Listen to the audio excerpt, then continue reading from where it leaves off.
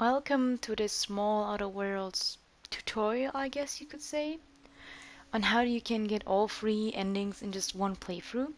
So right before you visit Phineas in his lab, save the game and look somewhere you will remember that you later on don't save over that save file. Then you can choose whatever way you want to finish the game and just load back into that previous save file.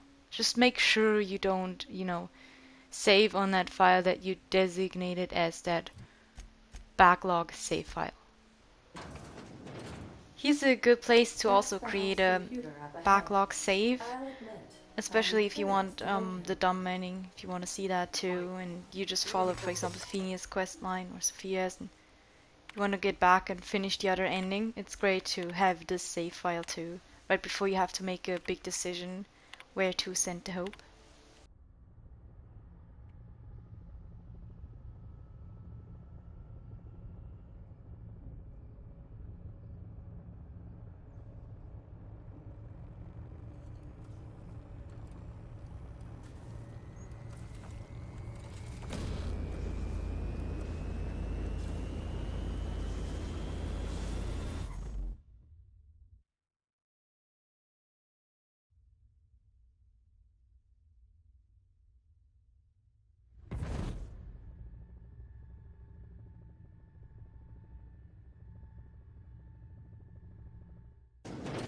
Well, look who it is.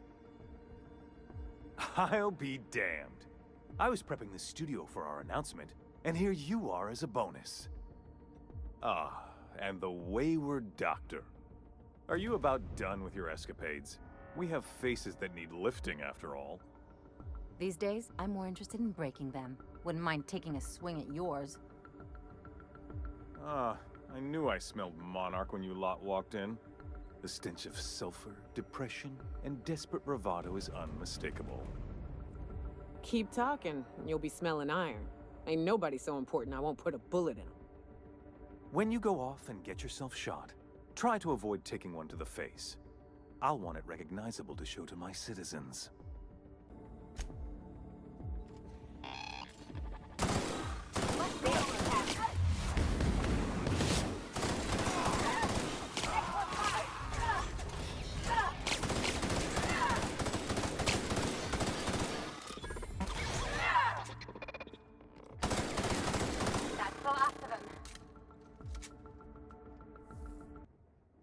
Captain, you have an uncanny talent for complicating my life.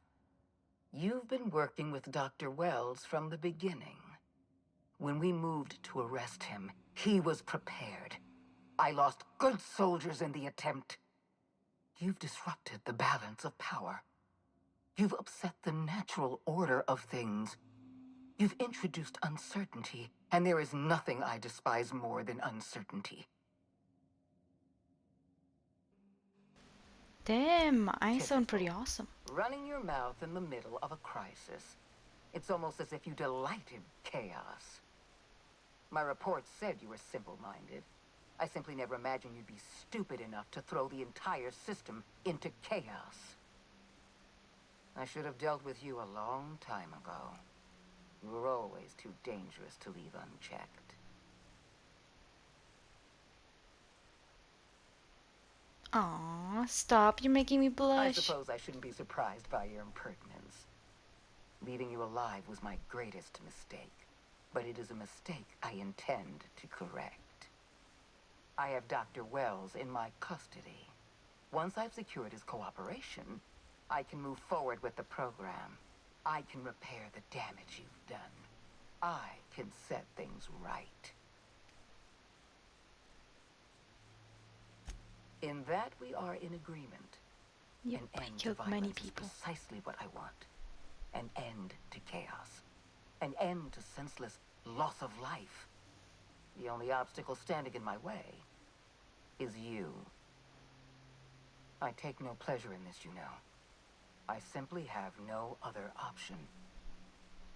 Leaving you alive is too great a risk. Goodbye, Captain. Goodbye.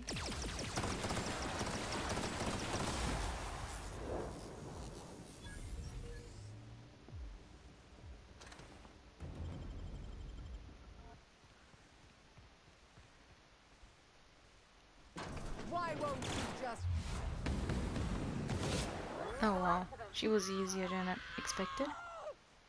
Still screaming as a pile of ash.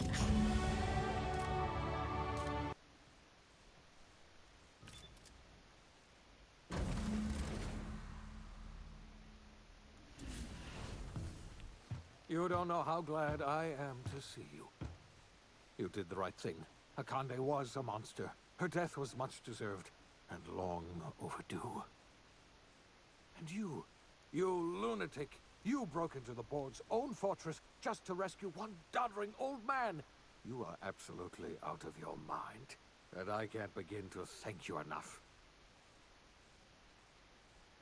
Are you alright? I'm all right, thanks to you. Akande wanted my cooperation.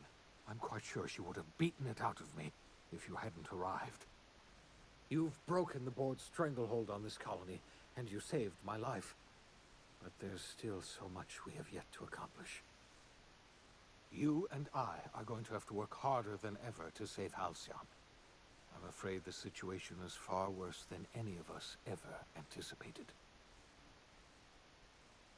Oh. I would like nothing more than to celebrate this victory, but we have a serious problem on our hands. Earth has gone dark. We haven't received a single message in 3 years. There's been no communication, no signals, nothing. 2 years ago, the Earth's Directorate's frigate disappeared on their way back to Earth. We don't know what they discovered when they arrived, or if they arrived at all. They haven't exactly been hands-on around here anyway. So there's one less rubber stamp to worry about. Earth is humanity's home planet, Miss Fenhill. The psychological effects of losing our original home will be devastating. So we've got to make do on our own. Seems to me that'll make us stronger in the end anyhow. You're quite right. We've got no choice but to make do on our own. We're in serious trouble, my friend. Do you know what this means for Halcyon? We can't rely on Earth for support anymore. We've been cut loose. We're entirely on our own. Yes, we do. You've done a marvelous thing. You've succeeded where anyone else would have failed, including me. We must begin the revival process immediately, starting with the Hope's brightest minds. And then we're going to fix this damn colony, one problem at a time. We're going to need a leader, and I can't imagine a better person for the job than you. What do you say, old friend? Will you help us? When I revived you, I thought you were going to help me save this colony. I was wrong. I had our roles reversed, you see. You're the one who's going to save us all. I'm just the one who set you on your path. You're the best thing to ever happen to Halcyon. If you want to take it upon yourself to lead this colony, you have my support. Ah, stop We're not flattering a me. colony any longer, are we? Our last connection to Earth has been severed, and so we have been set free. Our future is uncertain, and no one knows what tomorrow holds. Exciting, isn't it? The OSI teaches that everything in the universe happens according to the grand plan. But the stranger that arrived in Halcyon was an unplanned variable. From the moment she landed in Emerald Vale, her actions altered the course of history. The events on Tartarus brought about the end of the board's authority. But the board's mistakes would haunt the colony for decades to come. The damage they left behind would require the work of a generation to repair. Dr. Phineas Wells began reviving a handful of the Hope's colonists. Engineers, scientists, technicians, and intellectuals. They were among the brightest minds the Earth had ever sent out into the stars. The Hope scientists and engineers woke up in a colony descending headlong into total collapse. With no way to return to Earth, they had no choice but to band together and devote themselves to the cause of saving Halcyon. The people of Halcyon were nothing if not hardy. In the absence of the board's authority, many of the colony's settlements banded together with a single purpose in mind: survival. Life was especially hard in the years to come. Some towns dissolved by attrition and starvation, but most of them found a way to carry on. In the years to come, Halcyon was forced to reckon with its newfound freedom. The board was gone, and for better or worse, the colony was responsible for its own destiny. Between MSI's worker-centric policies and the iconoclast's manpower, Sanjar and Zora were able to rally many of the Terra 2 townships to their cause. MSI's workforce swelled, and the iconoclasts enjoyed a significant surge in their ranks. The board was too distracted by infighting and internal politics to stop MSI from becoming a powerful corporation and a refuge for townships that might have fallen through the cracks. Consumed by paranoia, Lilia Hagen took Sublight Salvage in a controversial direction, openly accusing board officials of an extraterrestrial conspiracy. One day, an accident at the Groundbreaker's docking bay silenced her forever. Time would tell if her replacement could keep the Sublight family together. The collapse of Edgewater left its workers bereft of any purpose in life. Most of them made their way to Adelaide McDevitt's camp, hoping to ingratiate themselves into her favor. Adelaide accepted only a few to her community. The rest were turned away and likely died of starvation. Nevertheless, Adelaide's camp grew into a well-established town. Adelaide McDevitt refused to cooperate with the ongoing effort to save Halcyon from collapse. A sympathetic deserter stole a copy of her research and delivered it to the Hope's scientists. It is unclear how useful Adelaide's research was. An optimistic estimate suggests her work may have bought Halcyon another few years of survival. Adelaide would never know. She died that winter. Under the leadership of Junlei Tennyson, the Groundbreaker held firm against corporate influence. The ship's mechanical stability gave Junlei the time to educate a promising generation of engineers schooled in her family's traditions. The future of the Groundbreaker looks promising. The rediscovery of the Hope and the abandonment of the lifetime employment program forced Byzantium to come to terms with some uncomfortable realities about the state of Halcyon. While Byzantines were reluctant to surrender the luxuries they'd grown accustomed to, the board's diminished authority gave them little choice in the matter. Nearly everyone had to learn to make do with less. Some even had to get jobs. It was a dark time indeed. Your influence shifted Ellie's perspective. She finally admitted, albeit grudgingly, that she just might need other people. Sometimes. With a steady income from the life insurance payouts, she was finally able to afford a ship of her own. She hired a small crew and flew supply missions to communities on the fringe. Some of them were even legal. Life in Halcyon was sobering for Felix Millstone. The grand revolution he dreamed of never came. There was no great awakening for the colony, no celebrations in the streets. There was only the hard, desperate work of trying to repair a broken colony. Felix never had a head for numbers, but if there was labor to be done, he was there to help.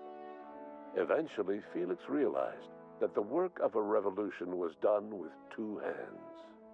As much as he enjoyed his adventures aboard the Unreliable, the vicar, known as Max, eventually decided that it was time to move on, to live out the life he had sought so long to create. He knew there were many in the colony who carried burdens much worse than the ones he had struggled with, and he devoted himself to easing their suffering wherever he could. He only ever took up arms again to defend the defenseless. Unshackled from a lifetime of striving and fighting the universe and himself, Vicar Maximilian de Soto was finally at peace. Once the matter with the Hope colonists was resolved, Junlei bashfully asked Parvati if she'd like to join her permanently on the Groundbreaker, and Parvati enthusiastically, if somewhat awkwardly, agreed. The stories of her adventures spread across the colony, and Parvati soon found herself the center of attention. Having served as the engineer of a renowned spacecraft, tramp freighters and wildcat miners sought her out by name, and in no time, she was a fixture in the Groundbreaker's mechanical ecosystem. She and Junlei were never far apart. Nyoka returned to Monarch to take another crack at making a permanent life for herself. She formed the Charon Group, a mercenary outfit of ragtag survivalists and wilderness experts. Anyone in need of a guide or just looking to throw back a beer and swap stories could find her camping on the trail or clearing an infestation. The SAM unit that accompanied you spread awareness of the product line's superior sanitation and maintenance capabilities across what was left of the colony. This led to a boost in SAM unit sales.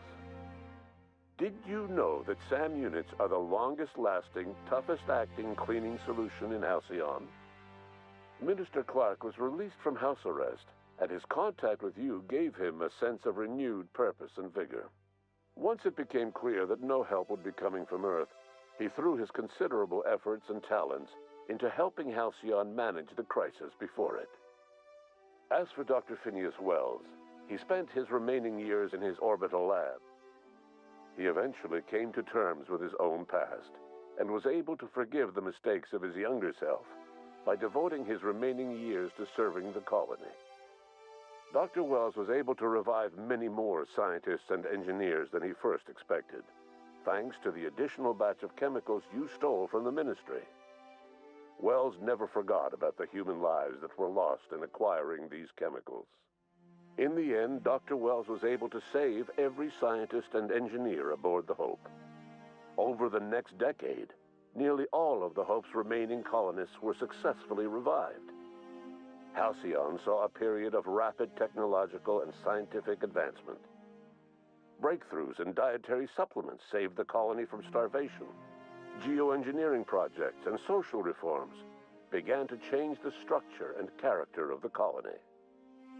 Dr. Wells laid the groundwork for the project to save the colony, but he would never live to see the fruits of his labor. He passed away a few years later. His work was carried on by the scientists and engineers he revived. Today, Halcyon has stabilized. The people of the colony work hard to adapt to their new circumstances.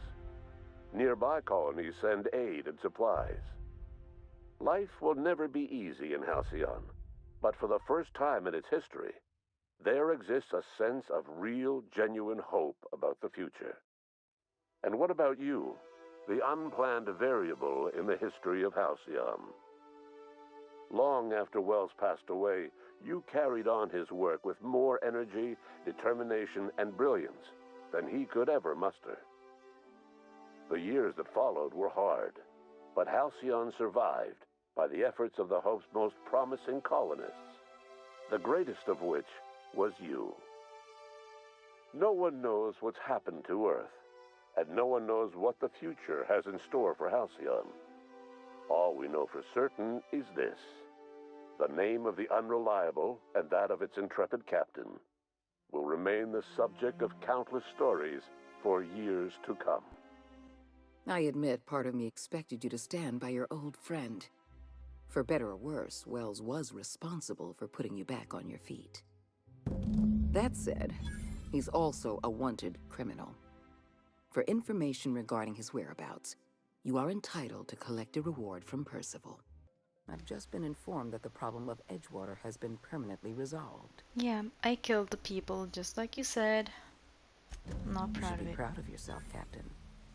Shut I've made up. arrangements for you to journey to the Hope. You will board your former colony ship, reactivate its navigation systems, and skip the colony ship into orbit around Tartarus. Once the Hope is in position, we will have everything we need to begin healing the colony. You know, I could have sworn I tested you for hearing loss, because I did say skip the Hope to Terra 2. Terra 2, not Tartarus. We could have saved this colony, you know. That was always the plan. I revive you, you do as I say. I tell you to go there, get me this, shoot that, and you do as I say. If you'd just listened to me, we could have rescued everyone on the Hope. We could have been the saviors of Halcyon. But you didn't listen. No one in this damn colony ever listens.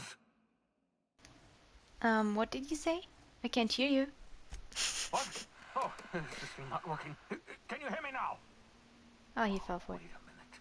You were mocking me. Unbelievable. You know, I made my plans idiot-proof because I knew you were a certified simpleton, and somehow, against all reason, you found a way to ruin everything. If you think I'm going to admit defeat and throw myself at the mercy of the board, oh, you're wrong. I've still got some fight left in me. I can still bloody your nose. Jeez. Too late now, old friend. Can't stop the laws of physics. Oh, equal and opposite reactions and all that. Push a body, and we push back. Don't worry about me. Worry about what I'm willing to do. Oh, I've got nothing to lose. I've got nothing to live for. But I'll tell you what I do have. Oh, I've got a gun. And I've got Adjutant Akande as my hostage. Not bad for an old man, eh? Yeah, I guess. Yeah, let's talk about I it. can't imagine we've got anything left to say. Well, it was an accident, you know. What? That's ridiculous. We're in this mess because your fingers slipped? What absurdity. Years of toil ruined. An entire colony destroyed. Hundreds of thousands of colonists lost forever because your fingers slipped. Hey, I was under a lot of pressure, man. It can happen. Pressure? You blithering idiot! All you had to do was follow my instructions. Oh, just forget it. There's no point getting angry at you now. When I pulled you out of the Hope, I knew exactly what I was getting. My life's work has been an exercise in futility. The only honorable way to end it is to go down fighting.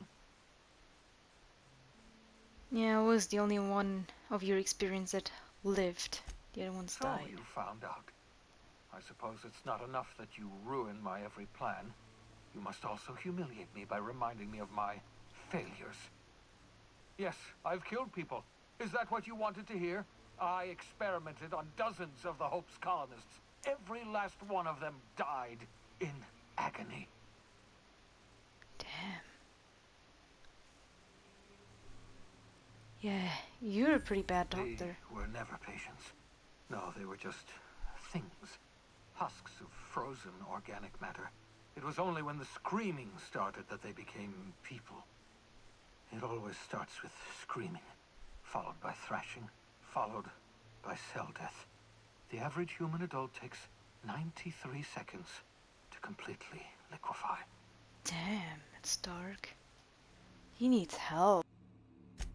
I had hoped reviving the colonists would make everything better. I could somehow undo all my mistakes by finding that one elusive solution. I had hoped the end would justify the means. Oh, how wrong I was. Nothing can justify what I've done. Enough! I can't take any more of this. I know what you're trying to do, torturing me with your words, reminding me of all my failures. Yes, I failed. There, I've said it. I'm a failure. I failed the colony. I failed myself. I failed you. Congratulations. You've broken me. Does that put a smile on your face, you monster?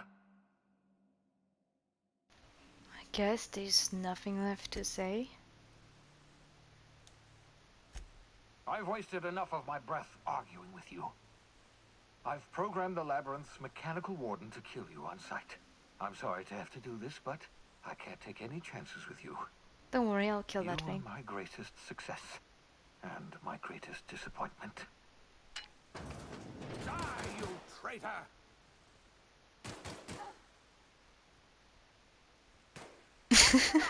One bullet and he died from my companion. Embarrassing. Thank the law you're here. That madman was out of control.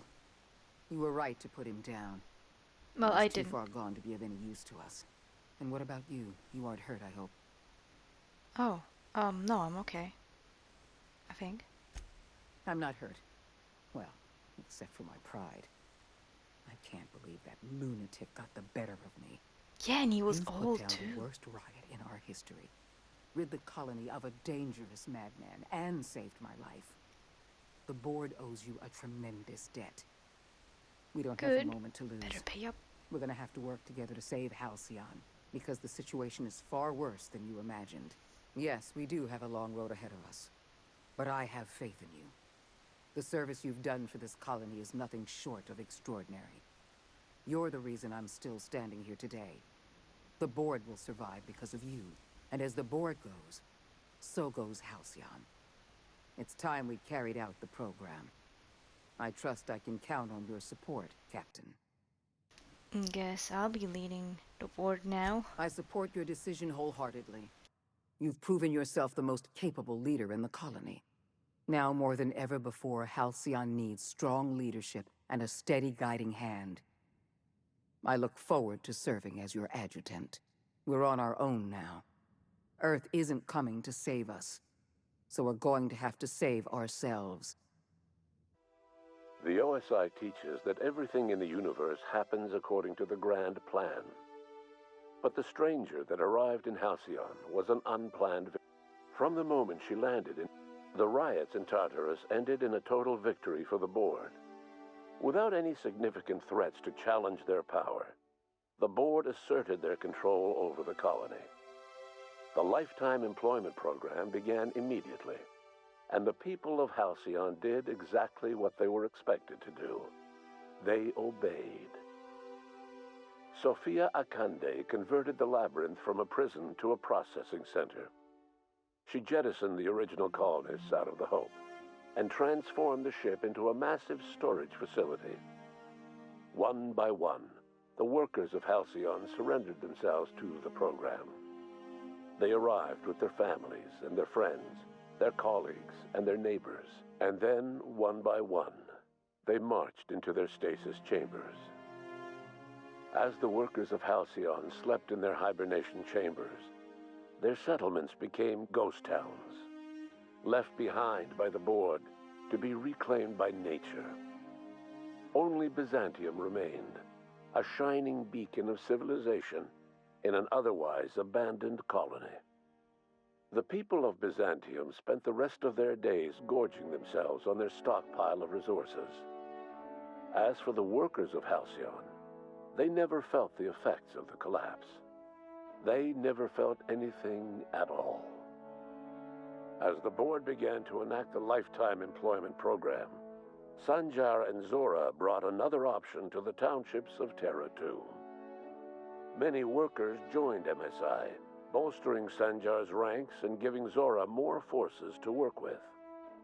Though none of Sanjar's policies spread to Byzantium, many smaller townships that might otherwise have been shuttered thrived under his and Zora's combined leadership. Consumed by paranoia, Lilia Hagen took sublight salvage in a controversial direction, openly accusing board officials of an extraterrestrial conspiracy. One day, an accident at the Groundbreaker's docking bay silenced her forever. Time would tell if her replacement could keep the sublight family together. Over the years, the ruins of Edgewater caused irreversible environmental damage to the landscape of Emerald Vale, owing largely to the presence of toxic compounds in the town's building materials. As for Edgewater's former workers, their remains provided a source of nourishment for the region's fauna, leading to an explosion in the sprat population. The collapse of Edgewater left its workers bereft of any purpose in life. Most of them made their way to Adelaide Medevitt's camp, hoping to ingratiate themselves into her favor. Adelaide accepted only a few to her community. The rest were turned away and likely died of starvation. Nevertheless, Adelaide's camp grew into a well-established town. It was only a matter of time before the adjutant sent her troops to wipe out Adelaide's town. Only one deserter escaped the massacre. He was believed to be carrying the last remaining copy of Adelaide's research. The bounty on his head remains unclaimed. While the Groundbreaker remained mechanically stable, the changing times forced Junlei Tennyson to make some difficult calls on behalf of her community. The work of maintaining independence was an uphill climb, and she found herself caving to bad faith compromises with the board. Time will tell if the groundbreaker can endure. As smaller settlements were swallowed up and their workers drafted into the lifetime employment program, Byzantium continued to thrive.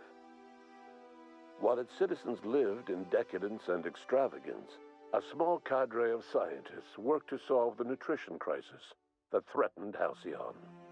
No one else much noticed the townships that disappeared from the map, or the luxuries that slowly lost their luster year by year. Your influence shifted Ellie's perspective.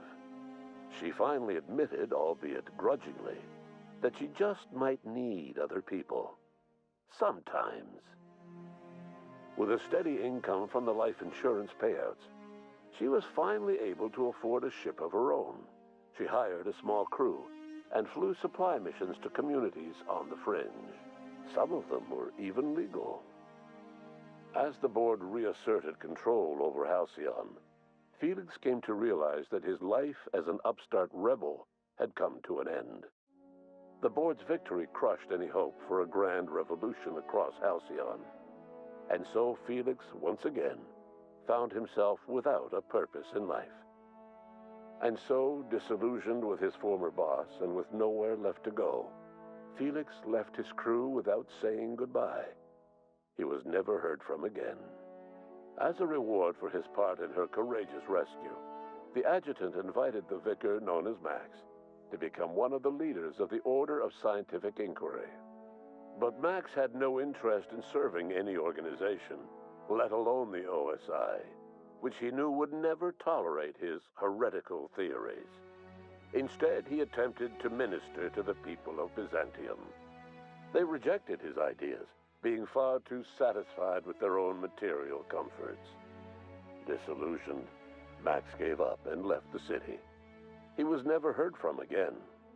Once the matter with the Hope colonists was resolved, Junlei bashfully asked Parvati if she'd like to join her permanently on the Groundbreaker, and Parvati enthusiastically, if somewhat awkwardly, agreed.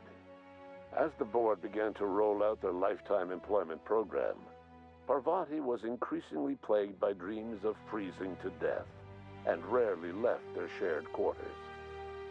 Stymied by dwindling resources, Junlei struggled to keep the Groundbreaker afloat. Their relationship couldn't survive the strain. Parvati moved into crew quarters and found work servicing water pumps in hydroponics. Nyoka returned to Monarch to take another crack at making a permanent life for herself. She formed the Charon Group, a mercenary outfit of ragtag survivalists and wilderness experts. Anyone in need of a guide or just looking to throw back a beer and swap stories could find her camping on the trail or clearing an infestation. The SAM unit that accompanied you spread awareness of the product line's superior sanitation and maintenance capabilities across what was left of the colony. This led to a boost in SAM unit sales. Did you know that SAM units are the longest-lasting, toughest-acting cleaning solution in Halcyon?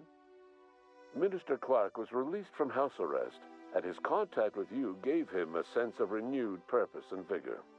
Once it became clear that no help would be coming from Earth, he threw his considerable efforts and talents into helping Halcyon manage the crisis before it. Adjutant Sophia Akande was instrumental in executing the lifetime employment program.